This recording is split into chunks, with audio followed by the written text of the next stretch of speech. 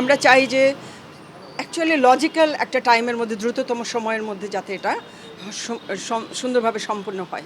তো স্বরাষ্ট্র উপদেষ্টা মহোদয় এবং ওনার যে টিম ওনারা ছিলেন সবাই বিষয়টা মনোযোগ দিয়ে শুনেছেন। আমাদের ভিসি স্যার মূল পয়েন্টগুলো বলেছেন। এই কয়েকদিনের অগ্রগতি আমরা যে শাহবাগ থানার সাথে দফায় দফায় দেখা করেছি এই কথাগুলো বলেছেন এবং বলে পয়েন্টগুলো দিয়েছেন। দেওয়ার পরে স্বরাষ্ট্র উপদেষ্টা মহোদয় এটা শুনেছেন মনোযোগ দিয়ে এবং তিনি নোট নিয়েছেন এবং ওনার দিক থেকে উনি বলেছেন ওনারা এমনিতেও চেষ্টা করছেন এবং ওনারা বলেছেন এবং ফার্দার এটা যাতে মানে ফেসিলিটেট হয় সেইভাবে ওনারা এটা এগিয়ে নিয়ে যাবেন।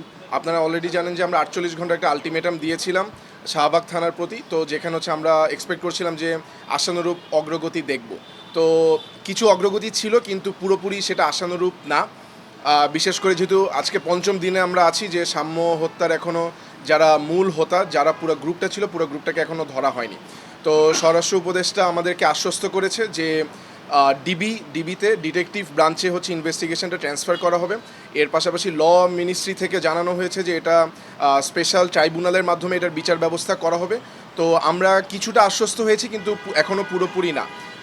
আমরা তখনই আশ্বস্ত হব যখন আমাদের চোখের সামনে সেই 10 থেকে 12 জন যাদেরকে ধারণা করা হচ্ছে এবং মূল যে সাসপেক্ট যে হচ্ছে স্ট্যাপ করেছে তাকে যখন আমরা থানায় দেখব এবং সে যখন বিচারাধীন হবে তখনই আমরা পুরোপুরি আশ্বস্ত হব। তো আমাদের পরবর্তী যা কার্যক্রম যাই হয় সেটা আমরা অবশ্যই ক্যাম্পাস থেকে আমরা নির্ধারণ করে তারপর হচ্ছে আপনাদের উদ্দেশ্যে জানাবো।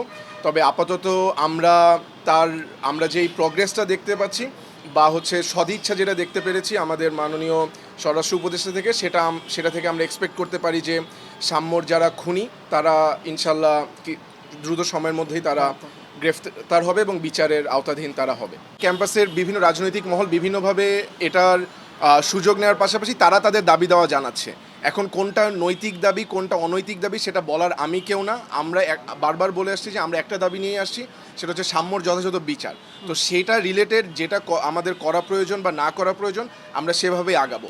যেহেতু এখানে ডিসিশন মেকিংয়ের ব্যাপারে আমরা এখানে যেমন রাফি আছে আমি নাহিয়ান আছি, আমরা সবাই মিলে সব সিদ্ধান্ত নেই। তো সেই ক্ষেত্রে আমরা বাকিদের সাথে কথা বলে আমরা ডিসিশন নিব যে আমরা কঠোরতর হব কি না, নাকি এই প্রোগ্রেসটা আমরা তাদেরকে সুযোগ দিব যে 6 দিনের যে রিমান্ডটা আছে সেটা অনুযায়ী হচ্ছে আগানোর পরে আমরা ডিসিশনটা আসলে নিব যে এটা আমাদের করা উচিত কি উচিত না বা আমরা কঠোর হব কি হব না। আলটিমেটাম থেকে সরে যাচ্ছেন কিনা এরকম না, আলটিমেটাম থেকে সরে যাওয়া না, আলটিমেটামটা ছিলই হচ্ছে